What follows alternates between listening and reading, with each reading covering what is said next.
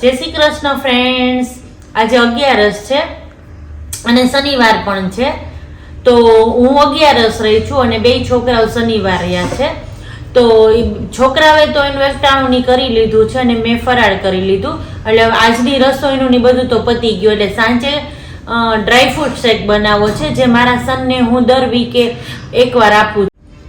જે પીવામાં ટેસ્ટી તો લાગે છે, સાથે હેલ્ધી પણ હોય છે. એટલે હું જે પલાળું છું 2 કલાક પહેલાં, શેક બનાવતા પહેલાં 2-3 કલાક પલાળી રાખું છું. તો હું તમને એ બતાવું. જો મેં આમાં લીધા છે આ કાજુ 3. આ એક વ્યક્તિ માટે બનાવવાનો છે. મારી ડોટર છે ને ડ્રાયફ્રૂટ ખાતી નથી અને એને આ શેક ભાવતો નથી, એટલે એના માટે નથી બનાવતી. હવે એક અખરોટ, જે આપણે ફોલેલા અખરોટ હોય ને, હા એમાંથી આખું નહીં, આ અડધો ભાગ. પછી 3 બદામ, 1 અંજીર, આ છે ને 3 પેસી જેટલો ખજૂર છે, એટલે આ ખજૂર. અને આ જે આપણે મગજતરીના બી કઈ ને, વોટરમેલન સીડ્સ, હા એ છે. અને હવે આમાં છે ને હું નાખું છું ખસખસ થોડું, અડધી ચમચી જેટલું ખસખસ. આ શેક છે ને એક વ્યક્તિ માટે બનશે. અને આમાં દૂધ અને બનાના એ પણ હું નાખવાની છું, પણ એ જ્યારે હું સાંજે બનાવીશ ને, આ બધું પલળી જાય ને ત્યારે હું તમને બતાવીશ આખી રેસીપી. અને આ બધાના ફાયદા તો તમને ખબર જ છે, ડ્રાયફ્રૂટના ફાયદા શું છે, ખજૂરનો ફાયદો શું છે. પણ આ જે ખસખસ છે ને એ કોલેસ્ટ્રોલમાં કામ કરે છે અને ઠંડુ પણ છે. તો સામે આપણે અંજીર અને ખજૂર જે ગરમ લીધા હોય છે ને, તો એમાં સામે મેન્ટેન થઈ જાય છે ખસખસ નાખવાથી. અને આ જે સીડ્સ છે ને મગજતરીના, આપણે વોટરમેલન સીડ્સ મેં કીધું એ પ્રોટીન, વિટામિન, મિનરલ બધું એમાં મળી રહે છે. તો આને છે ને પાણી નાખી દઉં છું હવે.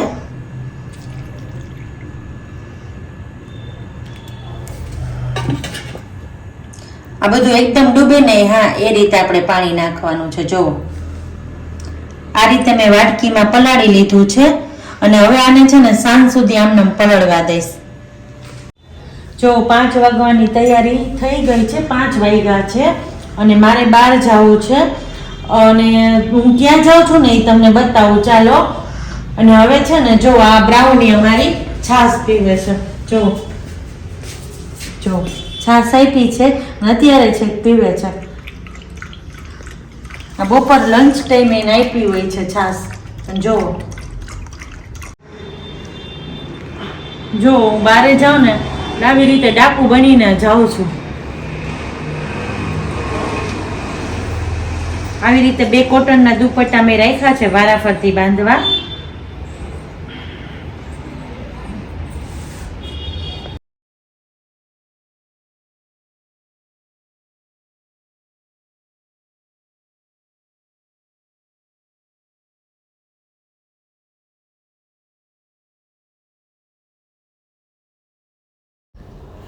જો અહીંયા હું છે ને ગૌશાળાએ આવી છું.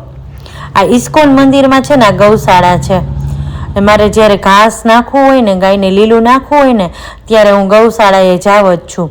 અને આ રીતે અઠવાડિયે, મહિને જ્યારે મન થાય કે ભાઈ આજે નાખવા જવું છે ગાયને લીલું, ત્યારે આ રીતે હું ગાયને લીલું નાખવા જાઉં છું.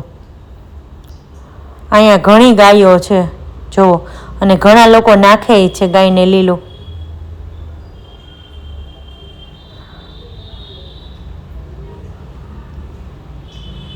જો કેટલી અંદર ગાય છે.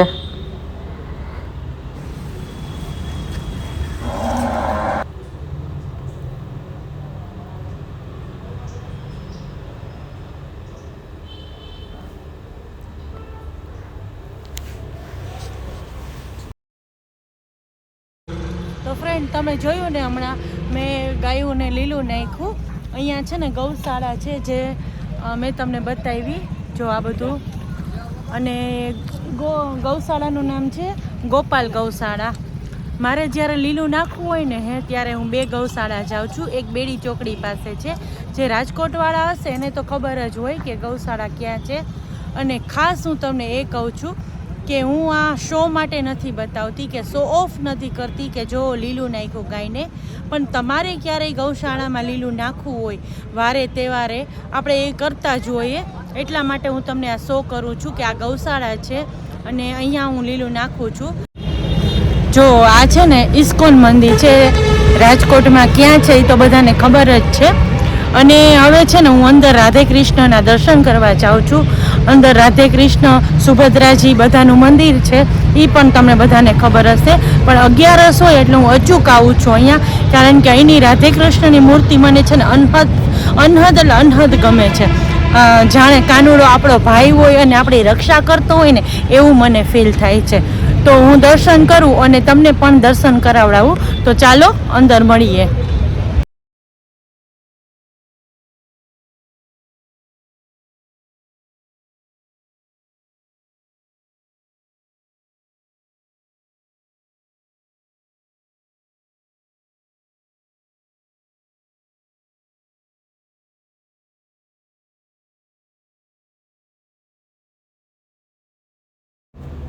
જો અહીંથી અંદર હું જાઉં છું દર્શન કરવા માટે. અહીંથી એન્ટ્રી છે.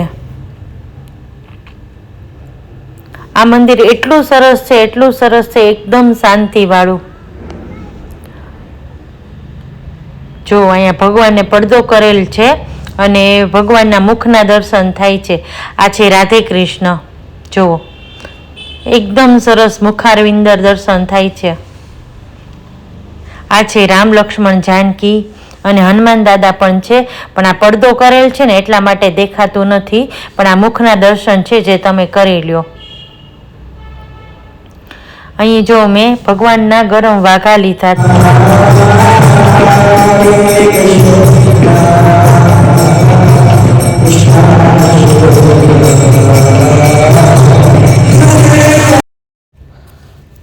જો અહીં પૂરા દ્વાર ખુલી ગયા છે અને ભગવાનના સરસ દર્શન થાય છે. તો તમે સરસ રીતે દર્શન કરી લ્યો બધા. જુઓ, બધા પડદા પણ ખુલી ગયા છે ભગવાનના આગળ હતા ને એ. જો આ ભગવાનનો નરસિંહ અવતાર છે. રાધે રાધે. જો આ છે તિલક પોઈન્ટ.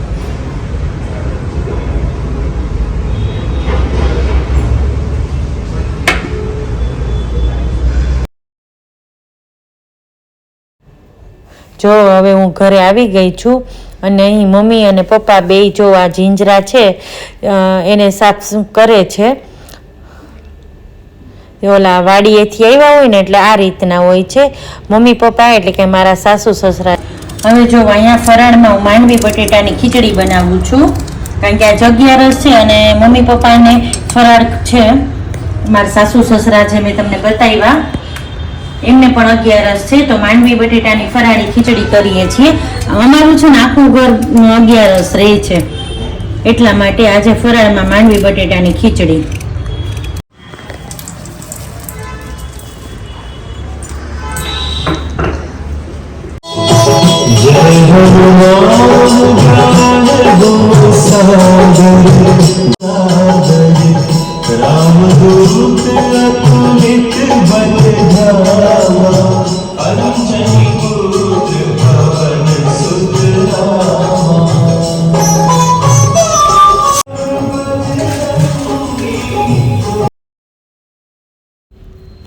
જો મેં બપોરે જે ડ્રાયફ્રૂટ પલાળ્યું હતું મેં તમને બધું બતાવ્યું હતું.